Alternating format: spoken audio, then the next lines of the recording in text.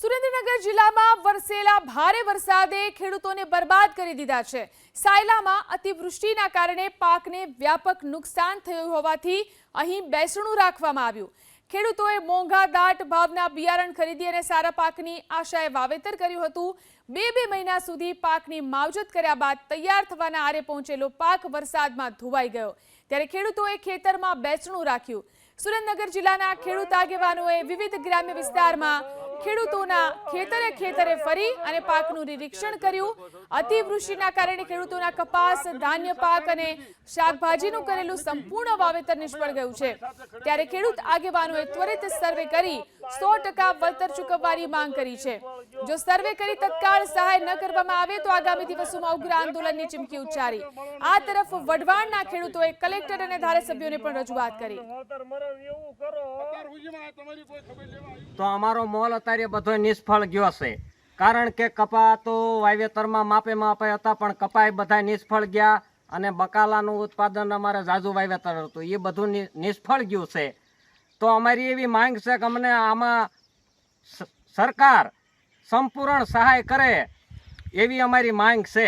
અમારે ત્યાં અધિકારી જે કોઈ અહીંયા કાંઈ સર્વે કરવા આવ્યું નથી, ડ્રોનથી સર્વે હાસો નહીં થાય, કારણ કે આમાં ખડ દેખાય છે એવડાવીને એ મોલ જોઈને વિયા જાય છે, બરોબર। એટલે જેમ બને એમ એકું ખેડૂતની મુલાકાત લે ને બધાનો સર્વે કરે એવી કોઈ સાનું નથી રાખે એમ અમારો કુદરત લૂંટાઈ ગયો। આવશે ધારાસભ્ય પણ અત્યારે ક્યો બાપા કોઈ અત્યારે તમે શાના રહી જાઓ। તમારે પેલા દુઃખ શું છે ઈ કયો। અમારું દુઃખ નો કોઈ અંત નથી। હું તમને વાત કરું અમારા દુઃખની, તને ખબર પડે ને। અરે આ વરસાદ જો અને મારા બાપ પાયમાલ થઈ ગયા, અમારો મોલ બધો નિષ્ફળ ગયો।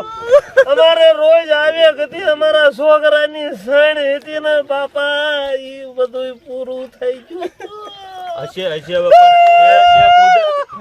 કુદરતે જે આપણને કર્યું છે, પણ હવે હું તમને એ પૂછું છું કે તમે આજે તમારું નુકસાન થયું છે, તમે શાના રહી જાઓ। તમારા ધારાસભ્ય લગભગ તમને મળવા આવશે એવું લાગે છે। ધારાસભ્ય આવે તો સારું બાપા, અમને કાંઈક આ સહાય પૂરી કરો। અમારા છોકરાની સણ્યો ખાવા ધાન નથી કરતો હતો કુદરત છે શાના રહી જાઓ। અમે તમારી સાથે છીએ, તમ તારે આખા ચોટીલા તાલુકાની ટીમ, અમે રાત દિવસ જ્યારે જરૂર પડે ત્યારે અમને ફોન કરજો, અમે તમારી સાથે, તમારી વેદના અમે સાંભળી છીએ, પણ આ બહુમતી વાળી સરકાર કોઈનું સાંભળતી નથી, નાના માણસનું સાંભળતી નથી। આ ગરીબની સરકાર જ નથી, પણ તમારો વાંક નથી, પણ અમે તમારી સાથે ખડે પગે ઉભા છીએ। તમે અત્યારે સાના રહી જાઓ અને જે કાંઈ વળતર ચૂકવવા પેટે મળવાનું છે અમે તમારી સાથે છીએ। અમે હારી રહીજો બાપા, અમને વળતર મળે એવું કરો। અત્યાર સુધીમાં તમારી કોઈ ખબર લેવા આવ્યું? કોઈ અમારી પાસે નથી આવ્યું। આ જોઈ લો, આ ખેડૂતોની વ્યથા છે। આ ખેડૂતોને દીકરા દીકરી ભણાવવાના હોય તો સારું બાપા કરજો, અત્યારે જોઈ શકો છો ખેડૂતને રાતા પાણીએ રોવાનો વારો આવ્યો છે, અને સરકાર મોટી બણગાઈ ખાલી હેલિકોપ્ટરથી સીએમ સાહેબે હવાઈ નિરીક્ષણ કર્યું, ડ્રોનથી સર્વેની વાતો છે। હવે આવા લોકો જે શેઢે પાળે રોવે છે એનું કોણ, એનો સર્વે કોણ કરશે? અમારો તો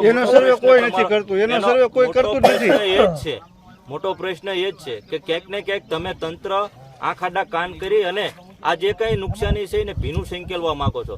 તમારે જો કોઈ પણ તમારા તાયફા કરવા હોય, તમારો કાર્યક્રમ કરવો હોય તો કરોડો રૂપિયા તમારી પાસે છે, પણ મારા ખેડૂતને જયારે ખેતરે આવડી મોટી નુકસાની હોય, એની આજીવિકા વીજે અને રાતા પાણીએ રોતા હોય, છતાં પણ જો અધિકારી અને નેતાઓને, મંત્રીઓને, ધારાસભ્યને અને સંસદને સહેજ પણ અસર ન થતી, આથી નિષ્ઠુર તમે હોઈ જ ના શકો।